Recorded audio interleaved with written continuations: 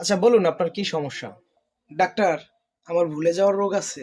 আচ্ছা কবে থেকে আপনার এই রোগ? হায় হায়, কার রোগ? কোন রোগ?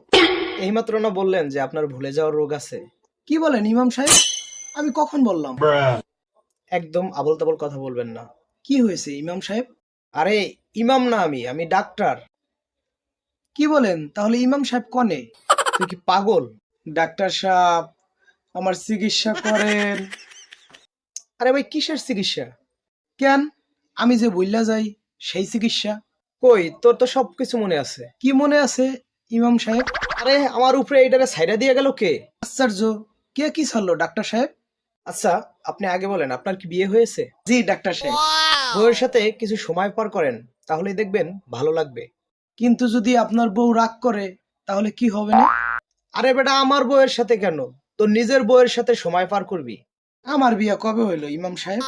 মাথা টাথা বাইরে বাইঙ্গে লাইলে সব রোগ ঠিক হয়ে যাবে না। আমার মাথা ভাঙবেন কে ডাক্তার সাহেব? আমার ঔষধ লিখে দেন, আমি চলে যাইতেছি। আচ্ছা, ধর, দ্বিতীয়বার এই মুখ নিয়ে আর আমার সামনে আবি না। কি বলেন ইমাম সাহেব? মাথা রেখে কি কেউ খালি শরীর নিয়ে আসতে পারে? এইবার তোর মাথা নয়, তোর মুখটারই ভাঙতে হবে। আপনার কত হয়েছে ডাক্তার সাহেব? 500 হয়েছে। কি? আপনার 500 ছাওয়াল বল হয়েছে? আরে আমার ফি 500 হয়েছে গাদা। তাহলে দেন, বাংটি দিবেন না 500 নোট দিবেন? আমার আবার সময় কম, আমি তাড়াতাড়ি যাবো। আরে ছাগল, আমি না তুই আমারে দিবি। আচ্ছা, আমি আপনারে ফিস কেন দিতে যাব? আমি যে তোরে ঔষধ লিখে দিছি তার ফিস দিবি। কিসের ঔষধ ইমাম সাহেব? তোর না পাইলস রোগ হয়েছে, সেই রোগের।